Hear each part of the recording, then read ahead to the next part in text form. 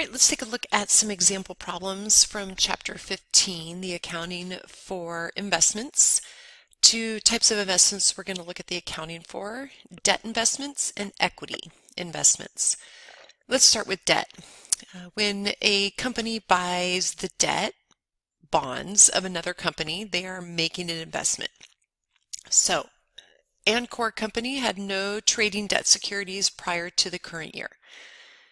It had the following transactions this year involving trading of debt securities. Okay, so again, remember, debt securities are just buying and selling of another company's debt. We're going to prepare the journal entries to record these transactions. So July 28th, Ancor purchased Target bonds for $30,000. So Target issued bonds, Ancor bought $30,000 of them.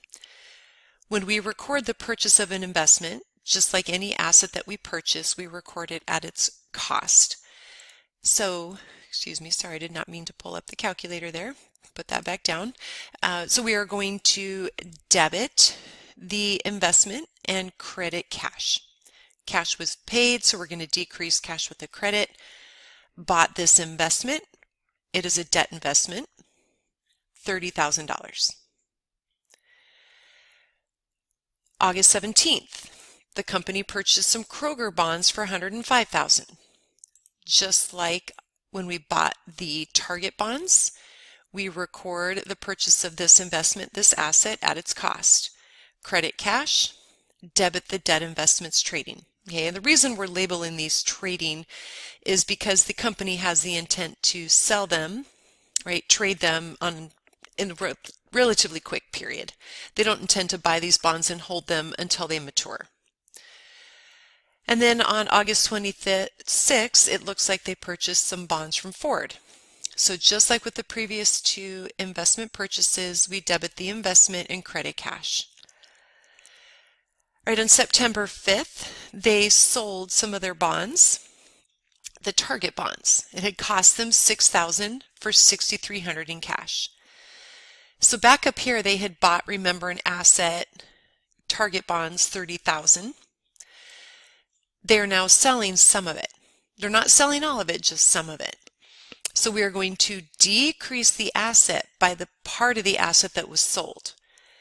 The asset that was sold had cost them $6,000. So we are going to decrease the asset by $6,000. The cash received for that sale was $6,300.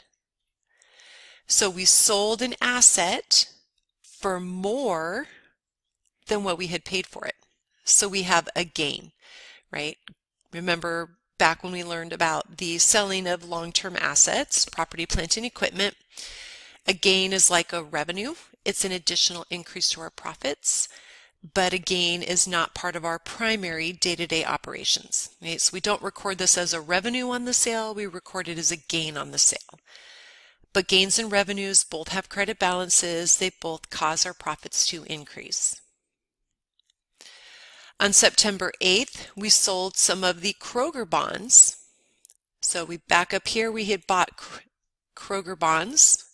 Asset investment cost was $105. We are selling part of it. We're selling $45,000 of that asset, and we sold it for $46,200. So here we are going to decrease the asset for the portion of it that was sold, debit cash for $46,200, and record a gain on the sale, $1,200. Sold it for more than what it had cost us. On October 12th, we bought some more bonds. So when we buy those bonds, we debit the asset and credit cash at its cost. And on November 28th, they sold all of their bonds for $54,000 in cash. All right, they sold all of their Ford bonds. They had bought Ford for $60,000, and they're selling all of them, but they're only selling them for $54,000. Cash received is $54,000. Asset that is sold had cost $60,000, so we decrease it by its cost. We sold it for less than what we had paid for it. We're going to incur a loss. Okay? Losses have debit balances just like expenses, and they both cause our profits to decrease. All right, so now what we're going to do is we are at the end of the year, and the company has gone out and valued all of their investments to see what their fair values are, right? And by fair values, we mean what would they be able to sell them for in the market if they decided to sell them today? Okay, and because these are trading bonds or trading investments, the company has the intent to trade, we have to value them at their fair value. Okay, so they went out and looked, and the remaining target bonds they have a value of $25,500. Kroger's have a $66,000 value, and the Marshall's bonds have a $117,000 fair value. In other words, they could sell whatever they have left in these investments for these amounts. So over here in this little chart, we listed out the fair values that the company has provided.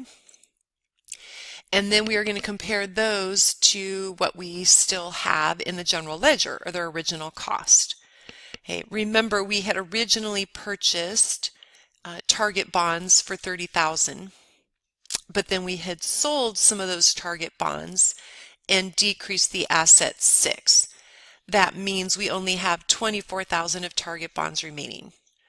Kroger bonds, we had originally purchased $105,000. We sold 45,000 of them, leaving us with 60,000 in Kroger bonds. Okay, the Marshall bonds we purchased, and we haven't sold any of them, so they're still sitting in the ledger at $120,000. If I compare the total cost to the total fair value, overall, the fair value, what they are worth on the market, has gone up over what they had cost us. So by the end of this year, they have an unrealized gain of $4,500. Hey, it is unrealized because we haven't actually sold it. We can't realize the gain until we actually make the sale and make that gain actually happen. Okay? But what generally accepted accounting principles want us to do is to prepare an adjusting entry in the general ledger to record that fair value adjustment. Okay? Because in other words, we don't want to report the asset's value at what's currently recorded in the ledger, the cost, when those assets are really worth more to us. They have a fair value higher than what is recorded in the ledger. Okay? So what we're going to do is we are going to record a debit into the adjustment account. Okay? And this will be combined with the investment when we report it on the balance sheet. And then we're going to record an unrealized gain as part of our income. Okay? And again, what we're showing is that even though we haven't actually sold these things, they're trading, we intend to and will sell them very shortly, so we really have increased our overall profits from our investments, so we record that as an unrealized gain. Now that we've looked at the accounting for investments in debt, let's take a look at a problem for investments in stock or equity investments. So Slip Systems had no short-term investments prior to this year. The following transactions this year involve short-term stock investments, and these investments resulted in insignificant influence over the investee's company. That's important because the fact that there's insignificant influence over the investee company means we are going to be accounting for this using the cost method. Record the investments at cost. As dividends are received on these equity investments, we record them as a revenue. Okay. So February 6th, they purchased 3,400 shares of Nokia stock at $41 per share. Right. What it's telling me is that they have paid $41 for 3,400 shares. They purchased $139,400 worth of this investment. So we will debit the investment at its cost, and we paid cash, so we credit cash. April 7th, they purchased 1,200 shares of Dell stock at $3,900 per share. 1,200 shares times 39 each, they spent $46,800 to buy this asset, this investment. Debit the investment at its cost and credit cash. June 2nd, they purchased 2,500 shares of Merck stock at $72 per share. $180,000. Debit the investment for its cost and credit cash. Then at the end of June, they received a $1 per share cash dividend on the Nokia shares. All of these investments resulted in insignificant influence over the other companies. Using the cost method, any dividends received on these investments are just recorded as a dividend revenue. We have 3,400 shares of Nokia. We received a $1 per share dividend. We will receive cash of $3,400 and we credit dividend revenue, right? Just recording a revenue.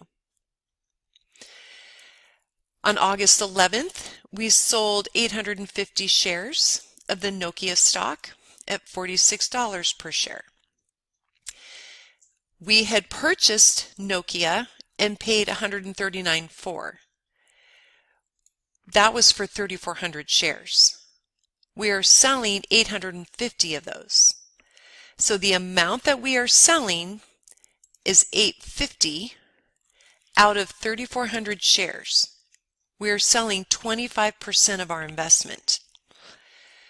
25% of the investment cost of $139.4 means we are selling $34,850 worth of our investment. So we will decrease the asset for the portion that was sold. The cash received is $46 per share, selling 850 shares. Cash received of $39.1. Debit the cash. We received more cash than what the asset had cost us. We have a gain on the sale, $42.50. August 24th, we received a dividend on the Dell shares. We had purchased 1,200 Dell shares. We received a 10-cent per share dividend. We received cash of $120. We will debit cash for $120 and record the dividends received as revenue. Credit the dividend revenue. On November 9th, the company received a $1.50 per share cash dividend on the remaining Nokia shares. Remember, we had purchased 3,400, but then we sold 850, which means we only have 2,550 shares. And we are receiving $1.50 per share. So 2,550 shares times $1.50 means we will receive a cash dividend of $38.25. We debit cash, credit dividend revenue. Finally, on December 18th, we received a 15-cent dividend per share on the Dell shares. We had purchased 1,200 shares of Dell stock. We didn't sell any. 1,200 times 15 cents, we are receiving a cash dividend of $180. Debit cash, credit dividend revenue. All right, so now we are at the end of the year, and the company went out to look at what the fair value is of these investments. And their year-end fair values are 40 for the Nokia shares, 41 for Dell, and 59 for Merck. So going in and calculating what their fair value is, we're going to multiply the number of shares that we still own times their fair value. Okay, remember with the Nokia, we had purchased, let me go back over here, we purchased 3,400, but we sold 850, leaving us with 2,550 shares. at a $40 fair value. They had a $41 cost. So we calculate their cost and their fair value. Do the same thing for Dell. We had purchased 1,200 shares, didn't sell any, so we still have 1,200 shares at a cost of 39 and a fair value of 41. Do the same thing for Merck. 2,500 shares purchased. We didn't sell any of them. They had a cost of 72 and they have a fair value of 59. So multiply the number of shares times their cost and fair value. Add up our total costs of all of our equity investments, compare it to the fair value, and we have an unrealized loss. The fair value, what they are now worth, has gone down since we bought them. So we are going to record the adjusting entry to record the year-end fair value adjustment for our short-term stock investments. Okay, and because they are short-term, GAAP wants us to record this adjustment. So we are going to debit the unrealized loss and credit the fair value adjustment on stock account. Okay, how would this show up in the balance sheet? Well, the balance sheet, as detailed here, would report the original cost and then a subtraction for the fair value adjustment to show that even though we bought them at $331 and they originally cost us $331, that asset really isn't worth that much anymore because the fair value, what we could sell it for, has gone down. Okay, it's really just about conservatism. All right, let's look at one more example problem, and this is looking at the accounting for equity investments in which there is significant influence. So Brinkley, very first year of operations, had the following transactions and events in its long-term investments. We are going to prepare journal entries to record these and assume that the company has significant influence over Block, which is the company they're buying into, because they purchased 25% of the other company's stock. That means it has a 25% ownership, and anything between 20% and 50% ownership results in significant influence according to the guidelines of GAAP. So January 5th, the company purchased 20,000 shares, or 25% of Block's common stock. Right, so just like with the other investments, we record the investment at its cost. Debit the investment, credit cash. August 1st, Block declared and paid a cash dividend of $1.05 per share. Now, under the equity method, we recognize we're going to be receiving cash. $1.05 times 20,000 shares. $1.05 times 20,000. We're going to receive cash of 20,000. So we debit cash. But what the equity method does is it doesn't record that as a revenue. Okay, what it does is it adjusts the value of the asset. So in other words, the asset will always need to reflect what 25% of the other company's equity is.